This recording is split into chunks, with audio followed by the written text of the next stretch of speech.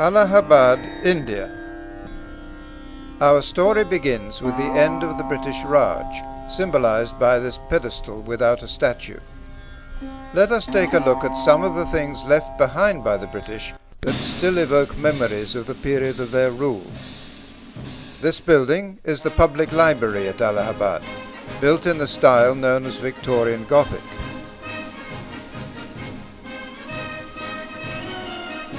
And this is Alfred Park, with its old cannons and its pathetic empty bandstand. If you listen carefully, you may just hear faint echoes of the band music.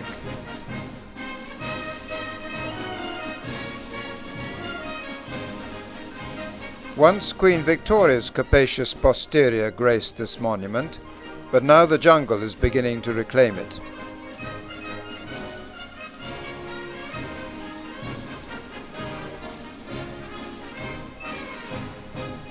We are now entering an English country churchyard in Allahabad. Buried here are some of the 3 million Britons who died in India during the 2 centuries or so of British rule.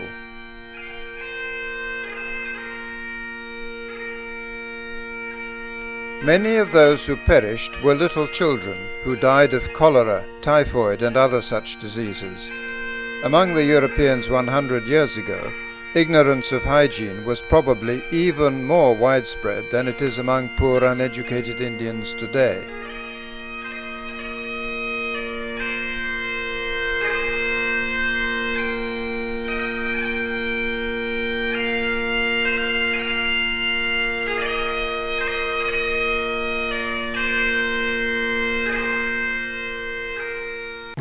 And now the India of the Indians.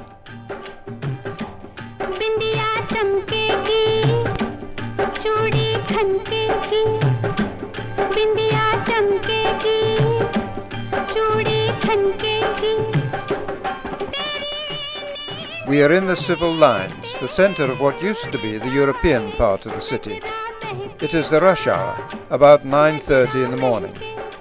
There goes a Gandhi-like figure with bald head and dhoti. He won't require the services of this pavement barber. The best time to see the civil lines is early in the morning, when it is cool and quiet.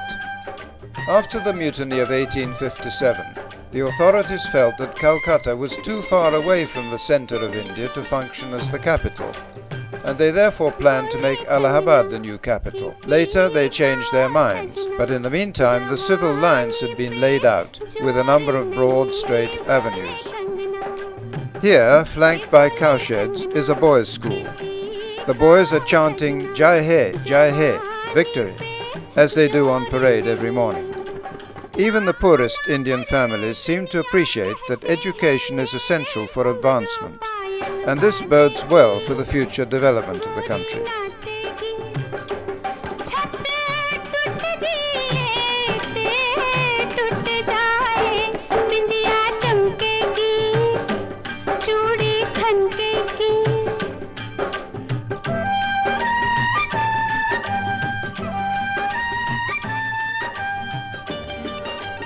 And now we join the thronging crowds and take a trip into what was originally called the native quarter and is now known as the city side.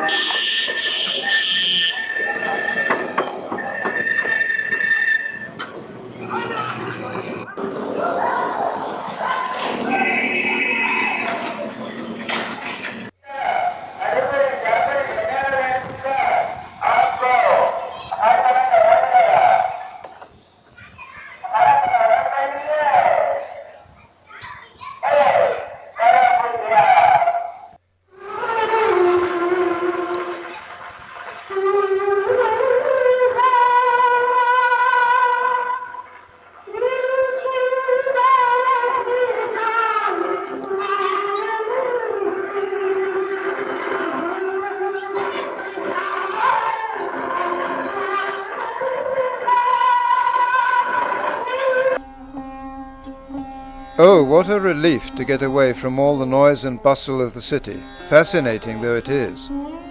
We have come to a typical residential house in the civil lines, built some 40 or 50 years ago in a large compound. During the short winter season, the garden is a mass of flowers. It is the best season of the year from every point of view.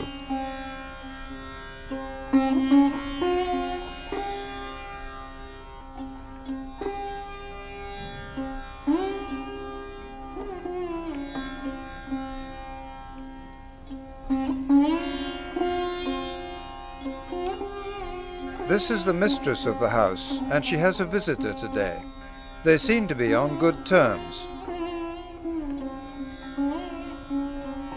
But now she's getting angry for some reason. What has he said to upset her? Oh Lord, the poor fellow's getting the worst of it. Indian women are tougher than they look. He'll remember that next time.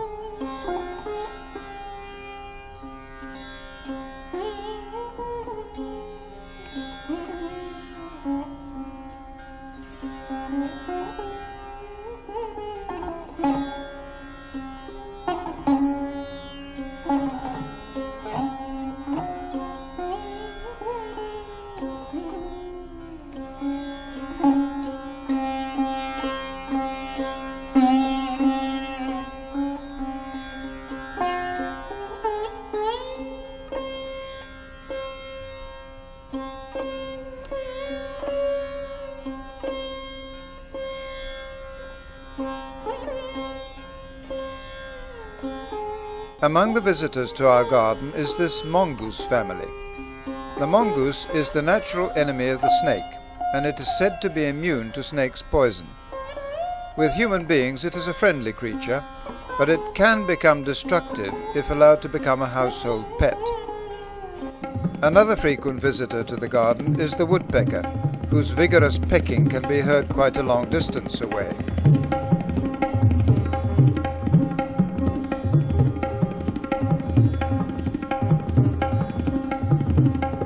One curious sight is that of bats sleeping upside down, suspended from the branches of a tree.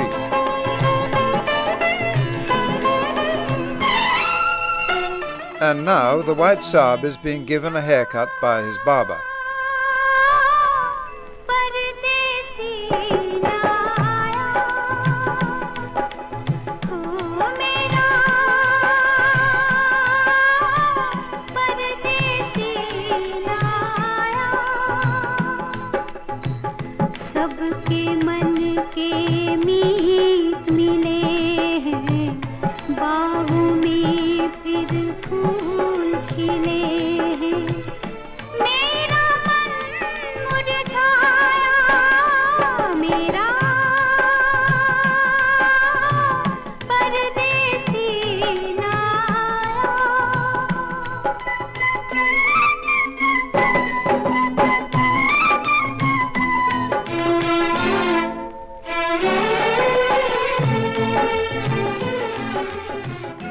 If you haven't got a private barber, you can always go to a street barber, of course.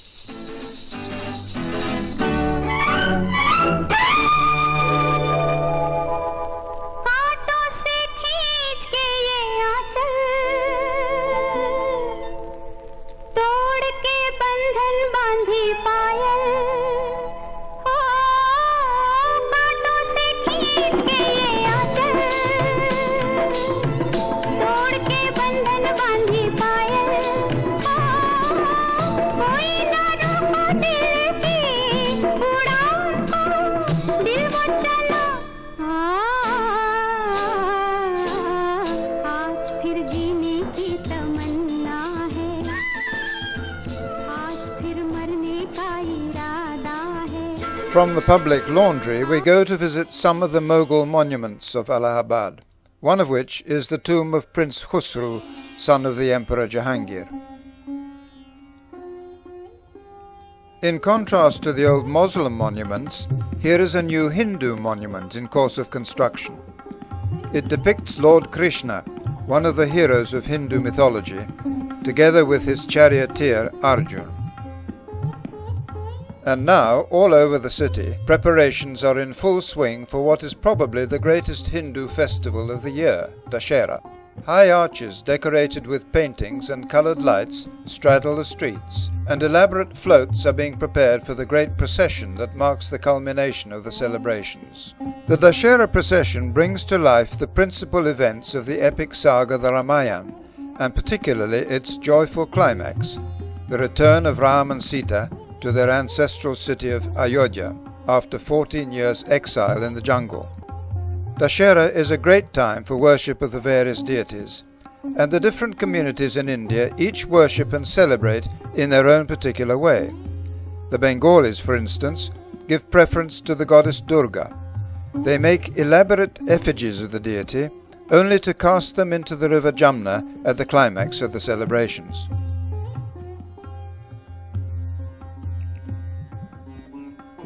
Feeding the poor is an act of charity at all Hindu festivals.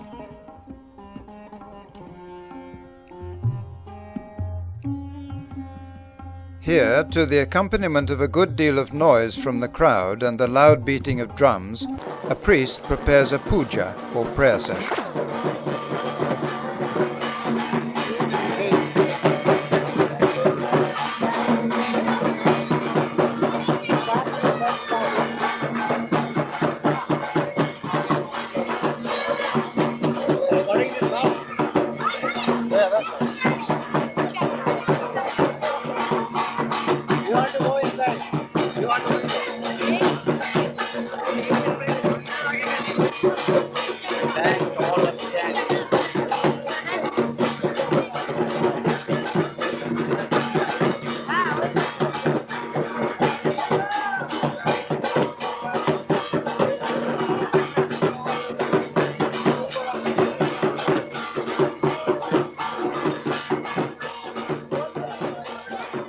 And now the crowds are gathering.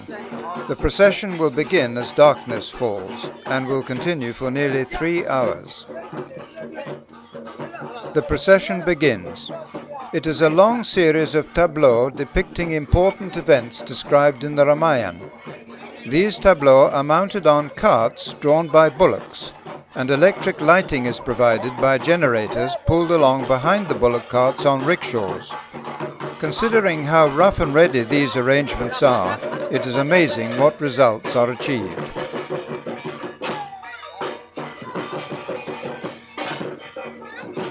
This scene shows the betrothal of Ram and Sita. And here, Sita is performing a puja to Shiva in the presence of a priest.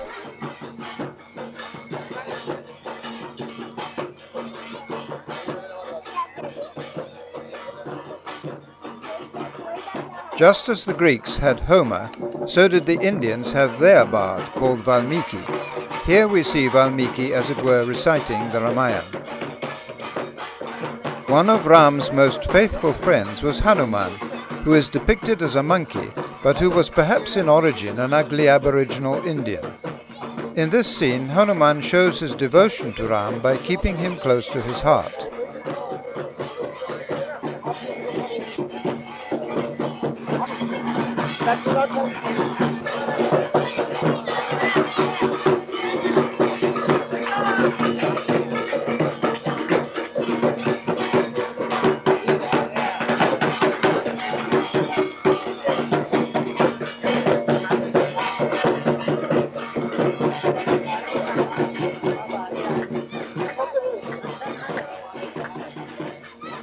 This again shows Sita before her marriage to Ram.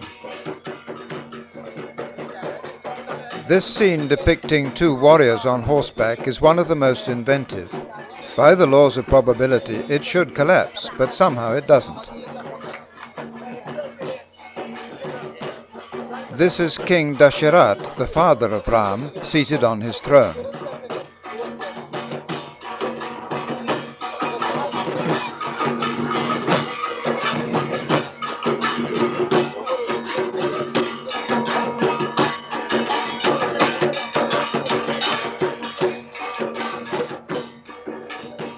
And here is yet another elaborate tableau depicting the boat that took the exiled Ram and Sita across the river Sharyu on their way to the jungle.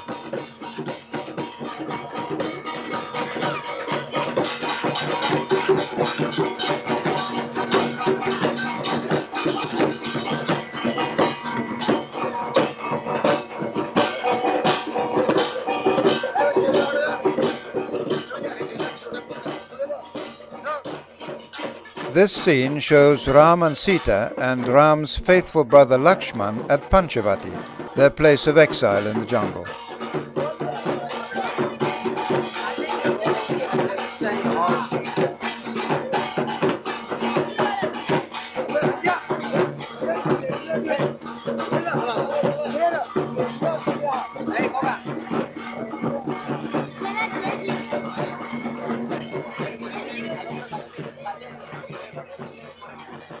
And now the climax of the procession, as Ram and Sita, magnificently attired, return in triumph from the jungle to their ancestral home in Ayodhya.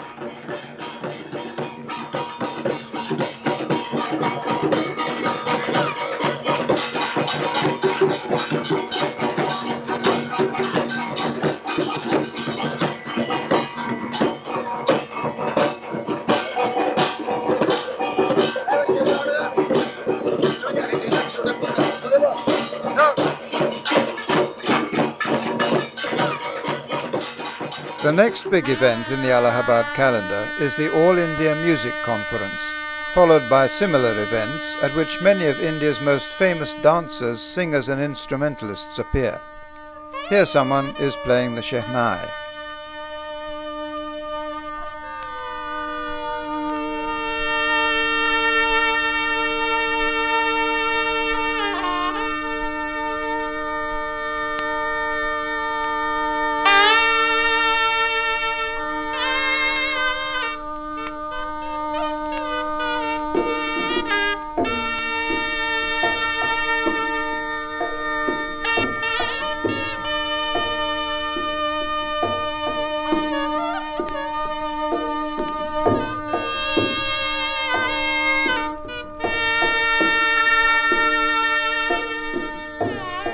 And here a young student of the Allahabad Music College inaugurates the dancing.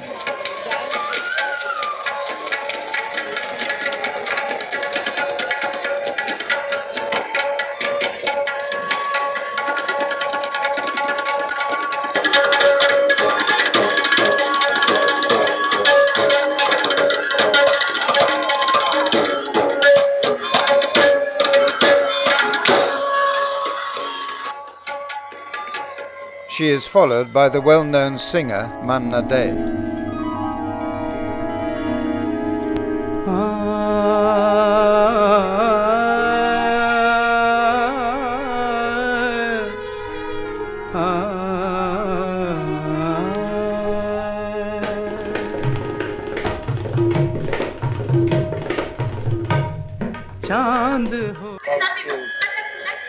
More dancing, this time by Kumud Chugani, a stunning film star, but also a very fine classical dancer.